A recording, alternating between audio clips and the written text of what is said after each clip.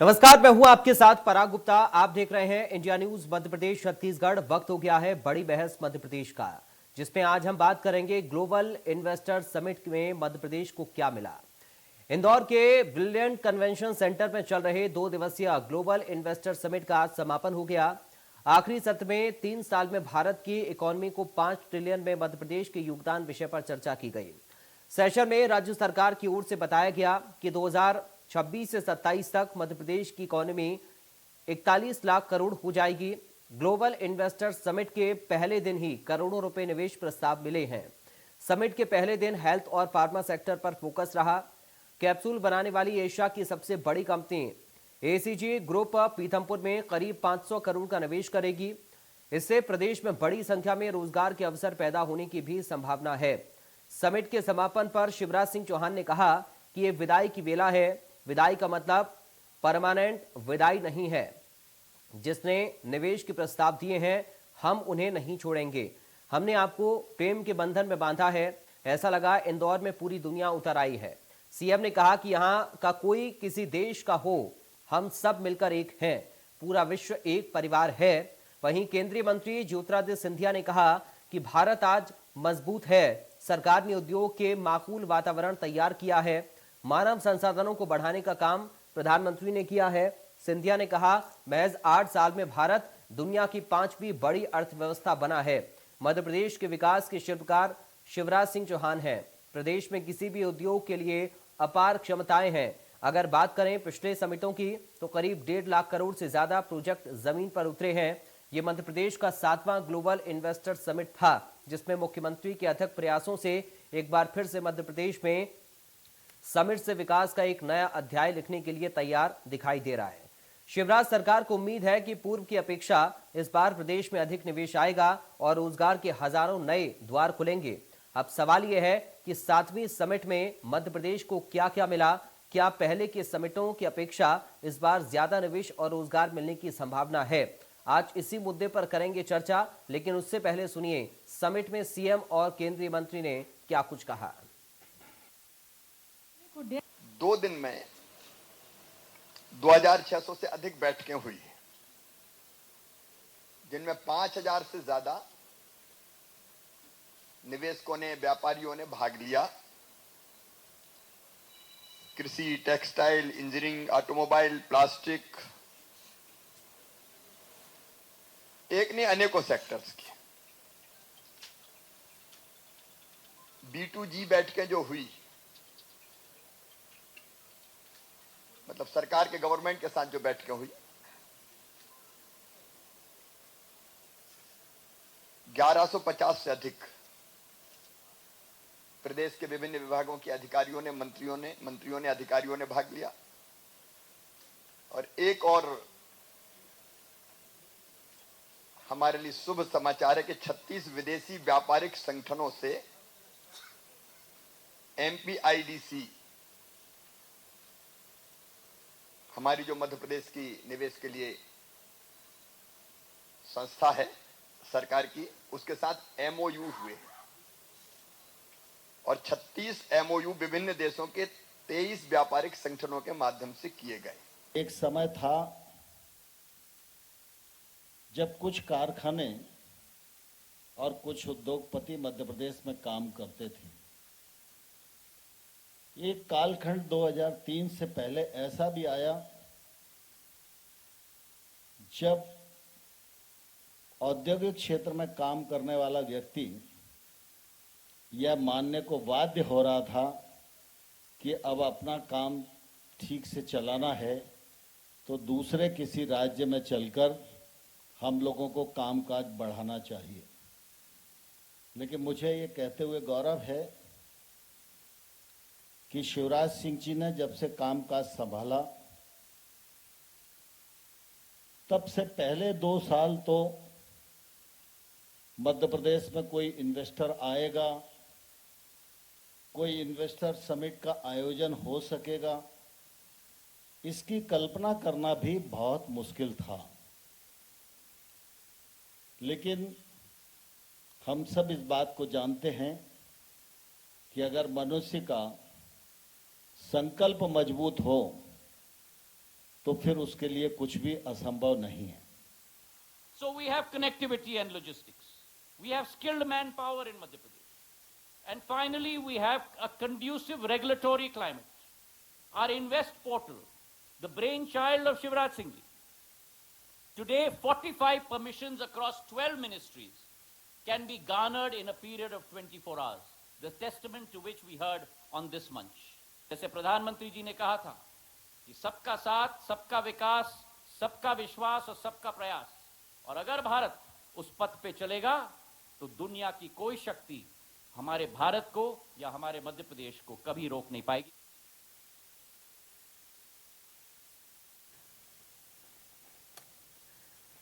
तो सीएम ने क्या कुछ बड़ी बातें इन्वेस्टर समिट में कही हैं, ये ग्राफिक के जरिए हम आपको बता रहे हैं। मुख्यमंत्री ने उम्मीद जताई है कि पहले के मुकाबले इस बार ज्यादा निवेश और रोजगार की संभावनाएं मध्य प्रदेश में होंगी। इस बार के इन्वेस्टर समिट को लेकर एक सकारात्मक माहौल बना है। मध्य प्रदेश में जो माहौल है उसकी तारीफ निवेशकों ने की है और मध्य प्रदेश में इन्वेस्ट करने के लिए वो लोग तैयार हुए हैं।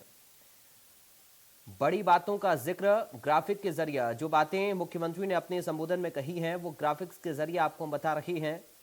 क्या कुछ मुख्यमंत्री की ओर से कहा गया है, किन किन सेक्टर में निवेश होगा, इसके साथ ही कैसे युवाओं के लिए रोजगार के अवसर पैदा होंगे इस इन्वेस्टर समिट के जरिए। जो निवेशक मध्य प्रदेश में आएंगे और निवेश करेंगे उसके जरिए युवाओं को रोजगार मिलेगा और मध्य प्रदेश की जो विकास की गाड़ी है उसको भी रफ्तार मिलेगी।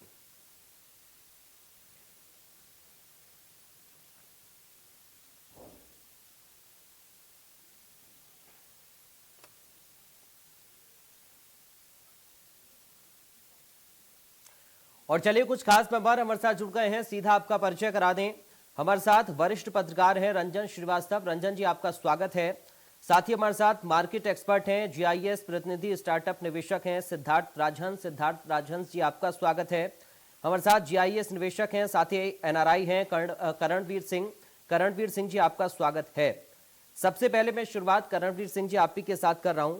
इस बार के इन्वेस्टर समिट को लेकर काफी एक सकारात्मक उम्मीद मुख्यमंत्री शिवराज सिंह चौहान की ओर से हमने देखा उनके संबोधन में जताई गई है।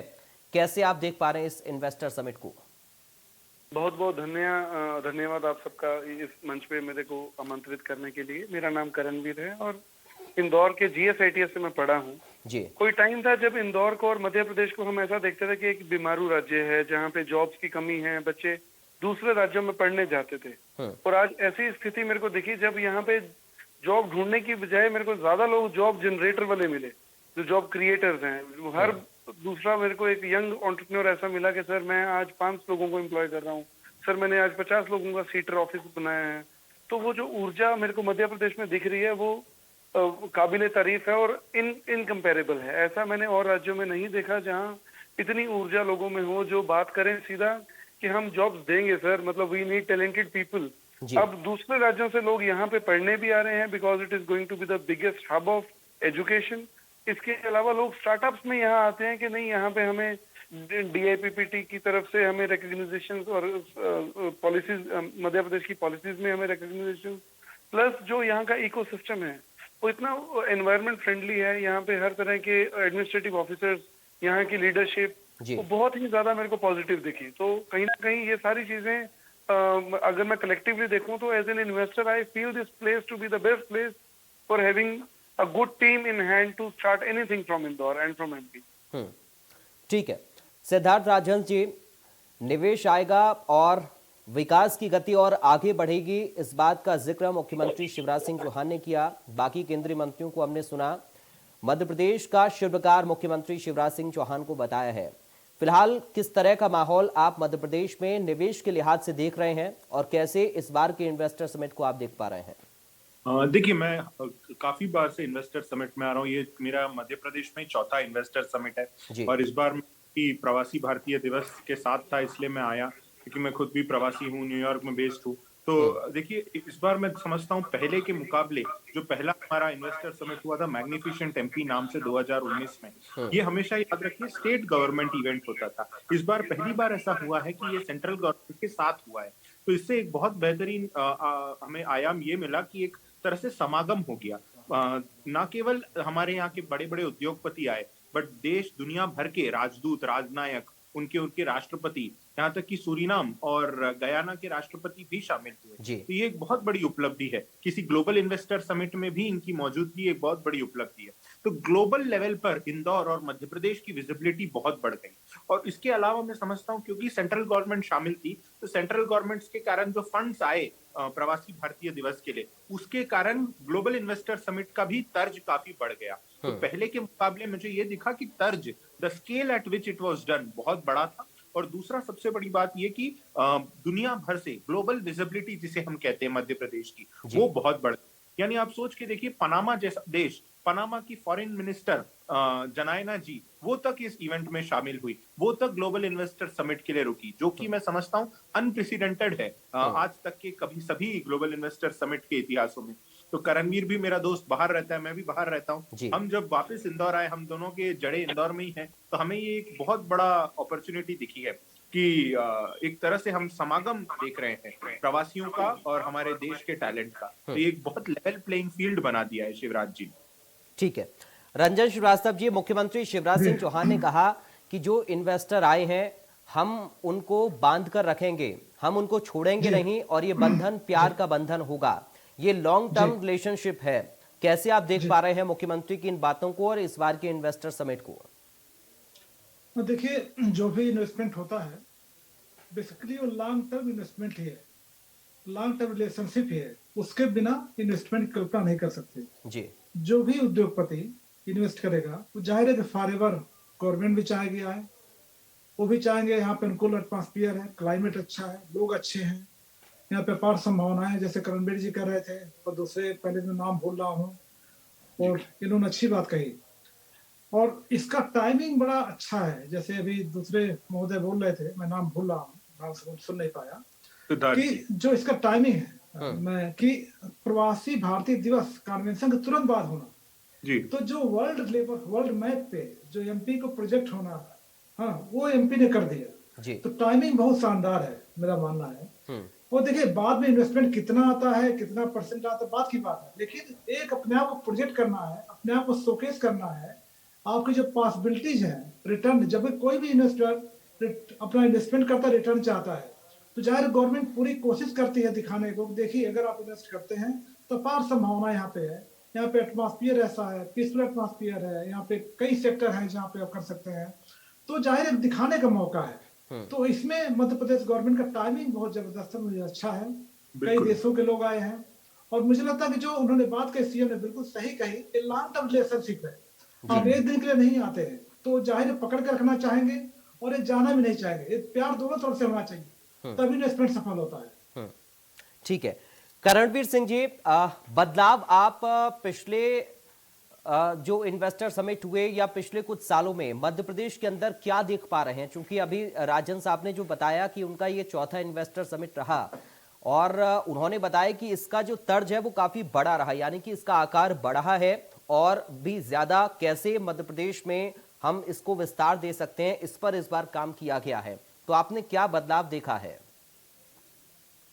छोटी सी एग्जांपल दूं, कोई टाइम था जब हम यहाँ के एजुकेशन सिस्टम को दूसरे स्टेट्स में देखना चाह रहे थे, मतलब दूसरे डेस्टिनेशंस पे देखना चाह रहे थे। पीबीडी इंडिया में होना ही अपने इंडिया का इंदौर में होना ही अपने आप में एक बहुत बड़ी एग्जांपल है। यहाँ दिल्ली, बैंगलोर जैसे शहरों में होस्ट हो रहा था। इतिहास में पहली बार हुआ कि इंदौर में पीबीडी हुआ, प्रवासी भारतीय दिवस। अभी मैं आज ही सिर्फ चंद घंटे पहले मैं अभी इवेंट में ही निकल रहा था, अभी इस वेन्यू पे ही हूँ। मेरे सामने लिंकन यूनिवर्सिटी मलेशिया के फाउंडर प्रेसिडेंट यहाँ थे मेरे साथ, और हमारी सीएम साहब से मीटिंग हुई, और जो मैंने ऊर्जा देखी यहाँ काम करने की, उनका एमओयू मेरे सामने हुआ, and they are already proposed enough to set up university in Indore. तो ये चीजें हमने, मतलब कोई टाइम था हम इंदौर से बैठे एक्सचेंज यूनिवर्सिटीज बाहर वाले बात करते थे, आज बाहर की यूनिवर्सिटी अपने यहाँ पे सेटअप करके स्टूडेंट्स को अट्रैक्ट करिए। This is something beyond the imagination. रही बात स्केल की, डेफिनेटली 2014 भी मैंने अपनी आंखों से देखा, 2016 का भी GIS देखा, तो कहीं ना कहीं जो स्तर है, कोई टाइम था मतलब हमें ब्रीदिंग कन्वेंशन सेंटर बहुत बड़ा लगता था ये गली में। और इस बार के इवेंट में ऐसी चर्चाएं खुली कि अब इससे बड़ा ग्रैंड हॉल कहाँ हमें सेटअप करना चाहिए, या फिर सरकार अपना खुद से एक नया सेटअप बनाए। बिकॉज कहीं ना कहीं स्केल में हमने देखने को मिला कि अंदर कैपेसिटी अगर 2000 की है, तो we had more than 6000 people already who wanted to enter the hall. तो ऐसा प्रवासी भारतीय दिवस में भी दिखा, जहां पीपल वांटेड टू एंटर। चलो उसमें ठीक है, कुछ लोग नहीं भी आ पाए, पर इन शॉर्ट ये उम्मीद से बढ़कर है। मतलब इतना हमने ग्रैंड लेवल सोचा नहीं था जिस लेवल पे पार्टिसिपेशन आई है। तो डेफिनेटली ये दर्शाता है कि इंदौर और इंडिया की तरफ दुनिया देख रही है। बिल्कुल ठीक है सिद्धार्थ जी, चूंकि आपने इससे पहले जिक्र किया था और उसी से जुड़ा हुआ मेरा सवाल भी है, हमारी कोशिश रहती है कि हम ज्यादा से ज्यादा युवाओं को रोजगार दे पाएं, लेकिन उससे भी बेहतर कोशिश ये होती है कि हम जिन लोगों को रोजगार दे रहे हैं या फिर कुछ ऐसे युवा जो कि अपने माध्यम से दूसरों को रोजगार दें, जिसका जिक्र आप कर रहे थे, इस बदलाव को आप कैसे देख रहे हैं?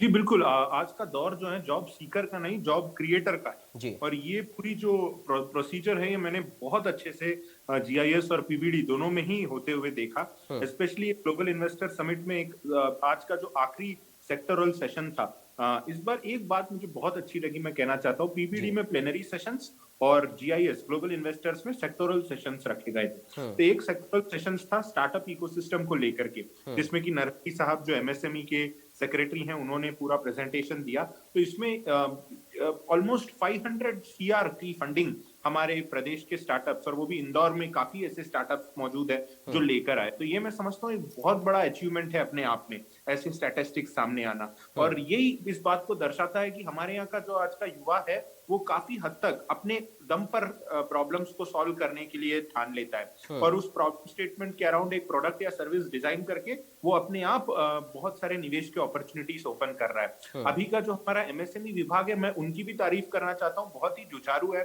बहुत ही एफिशिएंट है। नरहरी साहब MSME सेक्रेटरी हैं, IAS अफसर हैं, साथ में सकलेचा जी हैं, ओम प्रकाश सकलेचा जी जो MSME के मंत्री हैं। ये दोनों का भी जो समन्वय है बहुत अच्छा रहा है इस पूरे प्रोसीजर को एक दिशा देने में। मैं एक छोटा जिक्र यहाँ पे ये भी करना चाहता हूँ, इसमें हमारे जो प्रशासन है उसका भी बहुत सहयोग है। आपको याद होगा कुछ साल पहले शिवराज जी वॉशिंगटन DC गए थे एक दौरे, और उन्होंने कहा था कि वॉशिंगटन की जो सड़कें हैं उससे बेटर तो इंदौर की MR9 और MR10 की सड़कें हैं। और तब लोगों को ये बात पची नहीं थी। मैं इधर बिल्कुल पॉलिटिकल नहीं हो रहा हूँ, मैं रियलिटी बात कर रहा हूँ। तब लोगों ने उसे हास्य में भी लिया था कि ऐसा थोड़ी हो सकता है, वॉशिंगटन DC तो इतना बड़ा शहर है, इतना मेजर देश है USA। बट कहीं ना मैं समझता हूँ USA की ब्रांडिंग इस तरह से हुई थी। मैं आपको एक्चुअल रिपोर्ट बता रहा हूँ, मैं वॉशिंगटन DC के डुलेस एयरपोर्ट गया था।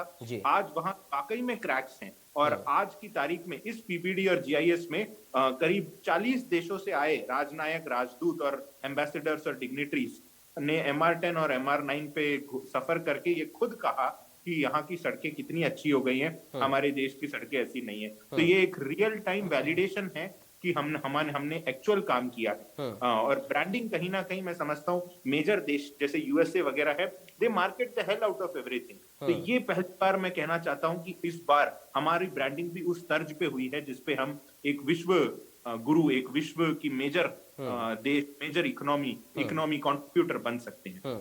और जैसे मुझे याद आ रहा है, मैं मुख्यमंत्री के संबोधन को सुन रहा था तो उन्होंने कहा कि गलियों में कुछ लोगों ने कूड़ा ढूंढने की कोशिश की, वो नहीं मिला। बिल्कुल एकदम सही बात कही आपने। यानी सब लोग यही कह रहे थे, और कई फॉरेन कंट्रीज के भी लोग, हम हमेशा समझते हैं कि अमेरिका बहुत ही एडवांस्ड है, खुद सेंट्रल अमेरिकन देश काफी आए थे, पनामा, सूरीनाम, गयाना, जैसा मैंने बताया। ये सब कह रहे हैं कि हमारे जो कैपिटल सिटीज है उससे बेहतर है इंदौर। यानी इंदौर में हरियाली इतनी अच्छी, इंदौर की इस बार जो साज सजावट, लाइटिंग है वो इतनी अच्छी थी। एंड सबसे बड़ी बात सफाई, क्लीनलीनेस, यानी किसी को भी एक जगह नहीं मिला। लोगों को लगा हो सकता है ये सिर्फ प्रधानमंत्री और राष्ट्रपति जी आ रहे हैं इसलिए इवेंट के लिए किया है, बट वास्तव में सफाई कर्मचारी उन्हें सुबह 5 बजे रास्ते पे दिखे हैं सफाई करते हुए। तो ये एक बहुत बड़ा वैलिडेशन है ब्रांड इंदौर और ब्रांड MP के लिए।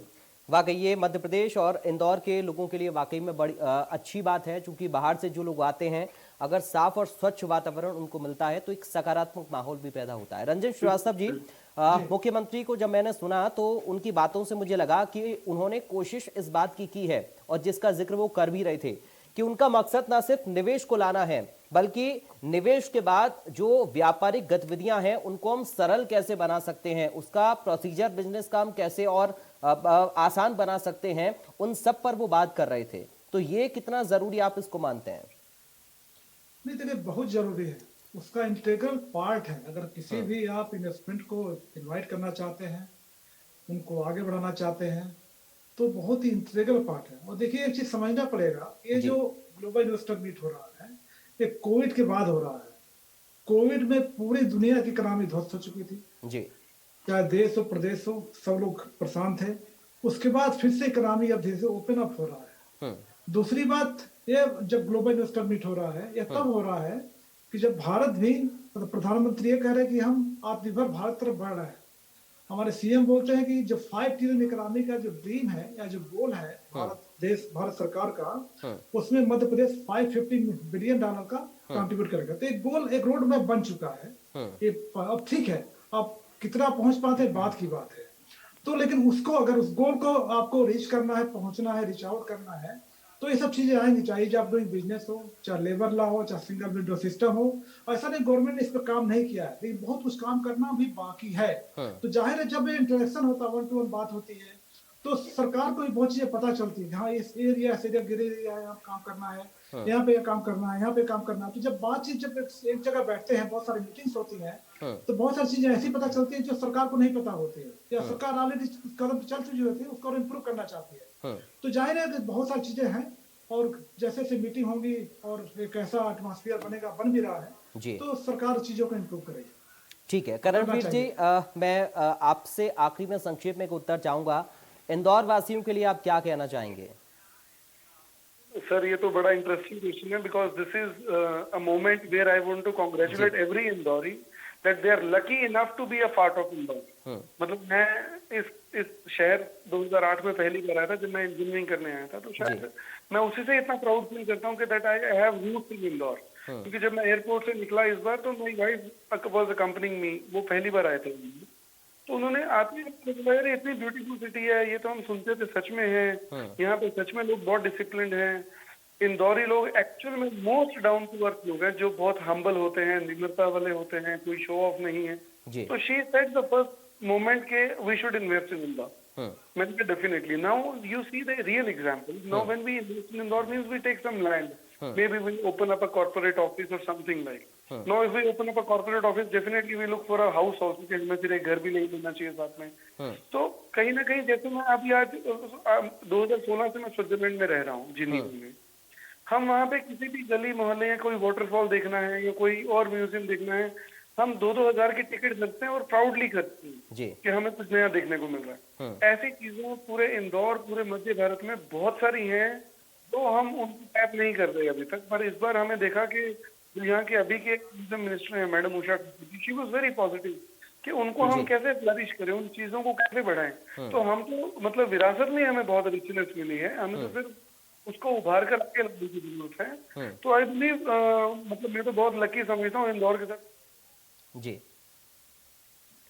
ठीक है, कि इंदौर ऐसा लगता है मेरा सेकंड ससुराल हो।